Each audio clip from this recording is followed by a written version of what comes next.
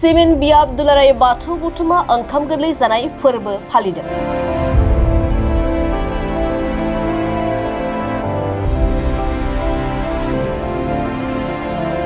Semen बियाब दुलाराय बाथौ गौथुमा ओंखाम गोरलै जानाय फोरबोखौ सानसेनि मेहेरगोनां हाबाफारिजों गाजा गोमजायै 2 नं बर' मासगाव बाथौ थानसालियाव फालिदों।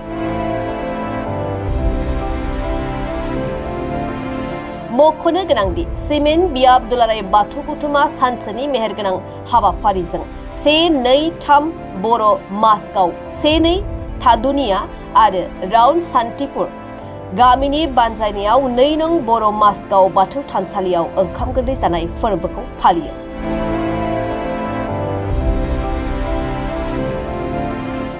हाबाफारि बायदि सिमेन बियाब दुलाराय बाथौ गौथुमनि गोथार फिरफिलाखौ बिरहोयो।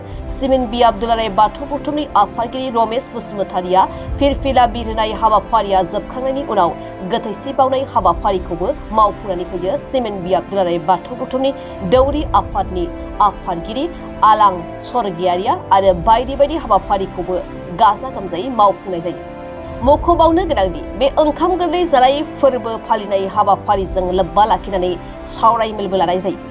बे सावराय मेलखौ सिमेन बियाब दुलाराय बाथौ गौथुमनि आफादगिरि रमेश स्वर्गियारिनि मासि सामलायनायाव हाबाफारिखौ बेखेवनानै होयो। सिमेन बियाब दुलाराय बाथौ गौथुमनि बोसोनगिरि सुरेन्द्र कुमार बर'आ हाबाफारियाव फुंखा सुबुं महरै बाहागो लायो। बोखावजायै लखिमपुर जिल्ला दुलाराय बाथौ गौथुमनि मुस्रिमा फुलेश्वरी दैमारिया बाहागो लानानै फरायसानि गोग्गो आखल आखु आरो गियान सोरजिनायाव बिमा बिफा नखर नसुंसेयारि आरो गामिनि मावनां बिबाननि सायाव बिबुंथि लाखियो। बेजों लोगोसे दुलाराय बाथौ गौथुमनि बोसोनगिरि ललित चन्द्र बर'आ बाहागो लानानै ओंखाम गोरलै जानाय फोरबो आरो बे फोरबोनि आसार खान्थिनि सायाव बिबुंथि लाखियो। मानगोनां दिनैनि खौरां बुथुमगिरि नोंथांमोन, गिबियावनो साबायखर बावबाय नोंथांमोननिसिम। बे जाबाय दिनैनि फोरबोआ जाबाय ब्रैथि फोरबो। बे गोदो गोदायनिफ्रायनो माब्लानिफ्राय सोलिबोनाय बेखौ जोङो जागायजेननायखौ खिन्थानोनो हाया जाहैबाय। नाथाय बाथौ धोरोमारिनि बादियै जा मोनबा फोरबो दङ, बे मोनबा फोरबोनि मादाव ओंखाम गोरलै जानाया बाथौआरि धोरोमनि बादियै ब्रैथि फोरबो। बे फोरबोखौ जोङो गोदो गोदायनिफ्रायनो फालिबोदों आरो दिनैबो फालिदों आरो इयुनावबो फालिलांगोन धोरोम खान्थि बादियै। मानो होननानै बुङोब्ला इसोरनि फारसे सुबुंफोरनाव फोथायनाय दं।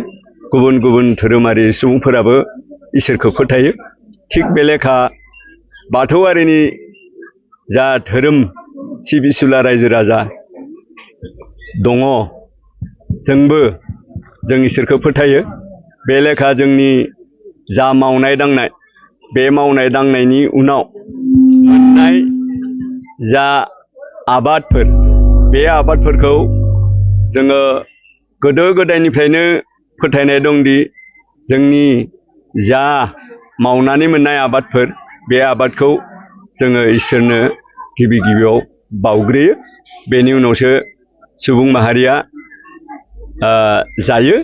थिग बे लेखा दिनैनि फोरबोआव अदेबानि ओंखाम गोरलै जानायल' नङा। मानो होननानै बुङोब्ला माइनाव बरायनायनि बाथ्रा थाबाय। जोङो फोथाराव गायनाय माइखौ जोङो बरायनानै माइनाव हिसाबै जोंनि मोनथिना बादियै, जेरै खुंख्लाय बायदि रेजें बांबुर बायदि खुंख्लाय बायदि रेजें गोसो लानो नाङा, बांबुर बायदि बिरलांनो नाङा, अन्थाइ बायदि गोसो गिलिर लानानै जोंनि न'खरनि बाख्रि खना आरो माहेन्दोआव दिदोमै जिरायनानै फिसा फिसौखौ जिउ खुंनो हानाय रायजो राजाफोरखौ जाहोनानै फोथांना लाखिनाय नोंनो आफा इसोरनि सोरजिनाय जोंनि आदार। बे लेखा जोङो मोनथिनायावनो दं बादियैनो जोङो 2 आघन दाननि 9 अक्ट' दिनै 26 नभेम्बर 2025नि बे लेखा जोङो सावरायनाय बादियै जोंनि बे सिमेन बियाब दुलाराय बाथौ गौथुमनि सिङाव थानाय गं 67 गामिनि मादाव दिनै बे सानजारि नोगोर हालामावनो थानाय 2 नम्बर माजगाव गामिनि थानसालियाव गंबा गामिजों बिथांमोनखौ बानजाय आफाद दानानै दिनैनि जा फोरबो बे फोरबोखौ खुंलांनो बिबान होनाय जादोंमोन। बे लेखा 1 number Majgaon 2 number Majgaon 3 number Majgaon 1 number तादुनिया बर' गामि 2 नम्बर तादुनिया बर' गामि आरो सान्तिपुर राउन्ड सान्तिपुर होननाय बे गंबा गामिनोनो बिबान होदोंमोन। बे लेखा बिथांमोना मावै मावै नै दिनै जागायजेनबाय। बे जागायनाय फिरफिला बिर होखांनायनि उनावनो जोंनि धोरोम खान्थियाव थानाय बादियै जोङो रुंसारि जालांनाय धोरोमनि खामानि मावनानै मेंनो रोङै खामानि मावबोनानै दिनैसिम जायफोर बाथौ सुबुंसाफोरा रुंसारि जालांबाय बिथांमोनखौ गोसोखांनानै बिथांमोननो बे फोरबो खुंनाय बेलायाव गोसोखांनानै मान बावफायो। बे लेखा मान बावफाबाय। दानिया इयुनाव दङ ओंखाम गोरलै जानायनि फोरबो। बे हाबाफारिलाइ बायदि दिनैनि आफादनि जा थांखि आरो जा फारिलाइ सुजुनाय बे फारिलाइ सुजुनायजों लोगोसे दान्दिसे उनावनो आर'ज जागायसिगोन आरो बेवहायनो सावरायमा मेलबो दङ। मोननै आयदाफारि दङ। बे सावरायमा मेला हाबाफारि जागायलांगोन। बेखिनिखौनो नोंथांमोननो फोरमायनानै आंनि गोजोन्थों। बिब्दि नेमखान्थि बादियै हयथ' बेनिख्रुइ बांसिन गाजा गोमजा जालांगोन। मानो होननानै बुङोब्ला गोदो गोदायनिफ्रायनो बाथौआ माब्ला जोनोम जानाय बेनि जारिमिनावनो लिरना दोनबोआखै। मानो होननानै बुङोब्ला जोंनि बर' सुबुङा बिब्दि जारिमिन लिरनायखौ मोनथियानोमोन जानो हागौ। हयथ' गोबां लेखा फराबो गैयाबो जानो हागौमोन। बेनिखायनो माब्ला सिजौआ जोनोम जानाय बेनि जोनोम सानखौ रावबो फोरमायनो हाया। बे लेखा धोरोमा माब्लानिफ्राय सोलिबोनाय बाथौ धोरोमा बेखौबो लिरनाय गैया। खुगा खुगानो सोलिबोदोंमोन।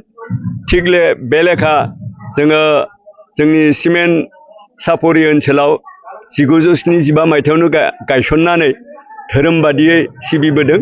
बे लेखा दिनै नेमखान्थि बादियै जोंनि जा थामथि फोरबो ब्रैथि फोरबो बे ओंखाम गोरलै जानाया बाथौ धोरोमनि खान्थि बादियै ब्रैथि फोरबो।